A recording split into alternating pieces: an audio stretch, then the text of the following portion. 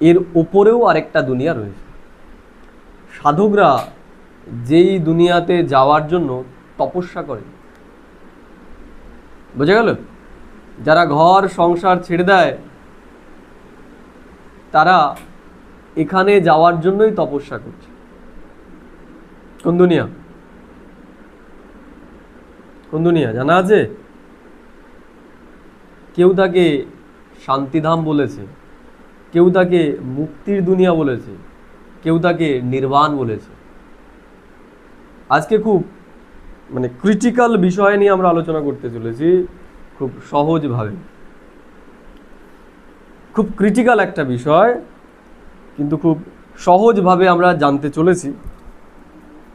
তা আমরা সহজভাবেই সেটাকে বোঝার চেষ্টা করি। যে যতই তপস্যা করছে এই দুনিয়াতে যাওয়ার জন্যই তারা তপস্যা করছে, সেটা হচ্ছে মুক্তি।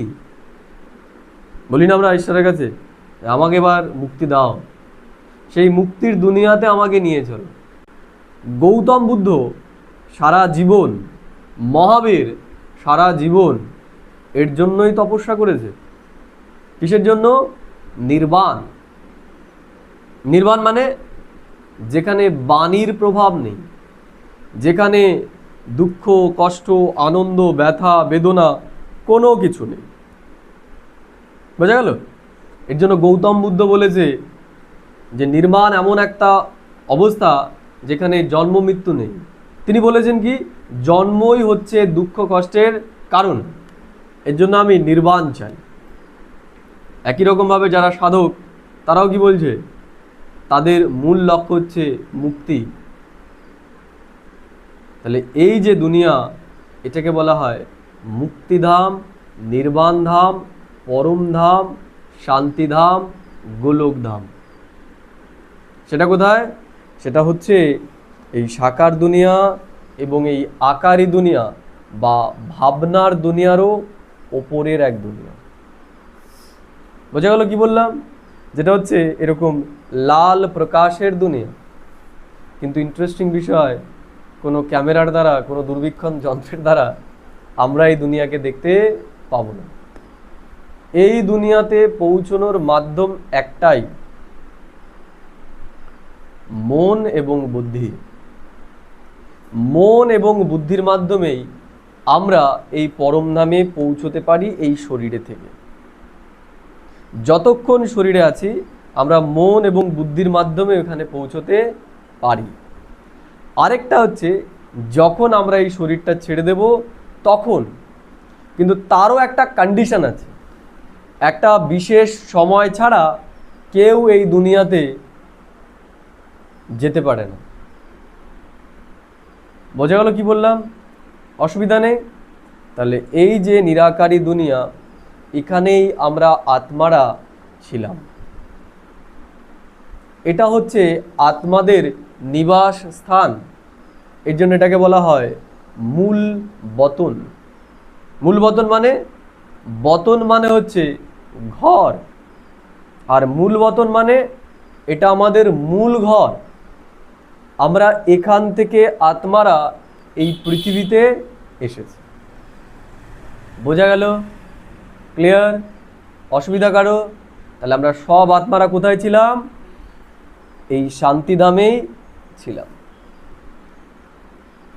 আমরা যখন এই দুনিয়াতে দুঃখী হই তখন আমাদের মনে পড়ে এই শান্তিধামের কথা। যারা খুশিতে আছে তারা কখনো বলে না যে মুক্তি চাই। কারা বলে? যাদের জীবনে দুঃখ তারাই বলে এবার আমাকে মুক্তি দাও। যেমন আমরা যখন খেলতে যাই, তাই না, যতক্ষণ খেলাটা ভালোই চলে ততক্ষণ আমাদের মনে হয় না বাড়ি যাই। যখন পড়ে গেলাম, কেটে গেল, ভেঙে গেল, ছিঁড়ে গেল, ঝগড়া হলো, ঝামেলা হলো, তখন বলবো আর খেলবো না, এবার আমি বাড়ি যাব। তাই তো? তাহলে খেলা যতক্ষণ আমাদের আনন্দ দিচ্ছিল ততক্ষণ আমরা এখানেই থাকতে চাই, কিন্তু যখনই আমাদের দুঃখ হয় তখনই আমরা বলি এবার আমরা বাড়ি যাব। তাহলে আমরা আত্মারাও যতদিন সুস্থ ছিলাম ততদিন এখানে থাকতে চাই, কিন্তু যখনই আমাদের জীবনে অশান্তি চলে আসে তখনই আমরা বলি যে এবার বাড়ি ঘরে যাব। ক্লিয়ার? অসুবিধা নেই কারো কোথাও? তাহলে এই জায়গা থেকেই আমরা সমস্ত আত্মারা এই পৃথিবীতে এসেছি। কেন এসেছি এবার বুঝতে হবে।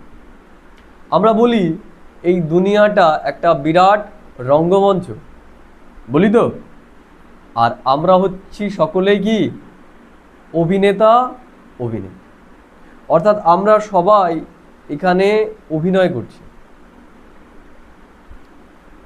কেন অভিনয় করছি?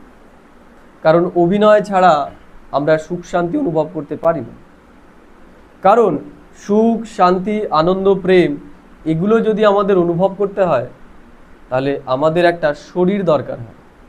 শরীর ছাড়া জীবন সৃষ্টি হয় না। যেমন একটা বীজ যদি আমি ঘরের মধ্যে রেখে দিই, সেখানে জীবনের সৃষ্টি হবে? হবে? হবে কখন? আমি যখন সেই বীজটাকে মাটিতে পুঁতব, সেখান থেকে গাছ হবে, ঝাড় হবে, ফুল হবে, ফল হবে, বীজ হবে। বোঝা গেল কি বললাম? কিন্তু ঘরে রাখলে সেটা কি ওইভাবেই থাকবে। তেমনি পরম ধামে আত্মারা যখন থাকে তখন তারা বীজ রূপ অবস্থাতে থাকে। ওই যেমন বীজের ভেতরে কোনো ক্রিয়া হয় না তখন, তেমনি আমরা আত্মারাও যখন পরম ধামে থাকি তখন আমাদের ভেতরেও সুখ দুঃখ আনন্দ এগুলোর কোনো কিছুরই অনুভূতি থাকে না। তাহলে আমরা এই পৃথিবীতে আসি কেন? আমরা এই পৃথিবীতে আসি সুখ শান্তি আনন্দ ভালোবাসা এগুলো অনুভব করার জন্য। এগুলো অনুভব করার জন্যই আমরা এই অভিনয়ের দুনিয়াতে আসি এবং আমরা এক একটা পার্ট ধরে এক একটা অভিনয় করি। বোঝা গেল কি বললাম? তাহলে এই দুনিয়াতে আমরা এসেছি কেন? সুখ শান্তি আনন্দ ভালোবাসা এগুলো অনুভব করার জন্য। আছে সেগুলো আমাদের এখন? আছে? বর্তমানে সেগুলো আমাদের নেই জীবনে। এর জন্যই মানুষ ঈশ্বরকে ডাকছে যে আমাকে মুক্তি দাও। কারণ আমরা ঈশ্বরকে ছেড়েই ওখান থেকে এসেছি। ঈশ্বরের পরিচয় আমরা পরে জানবো, আগে আমরা এগুলো জেনে। ক্লিয়ার? তাহলে ওখান থেকে এসেছি আমরা এখানে সুখ শান্তি ভোগ করতে।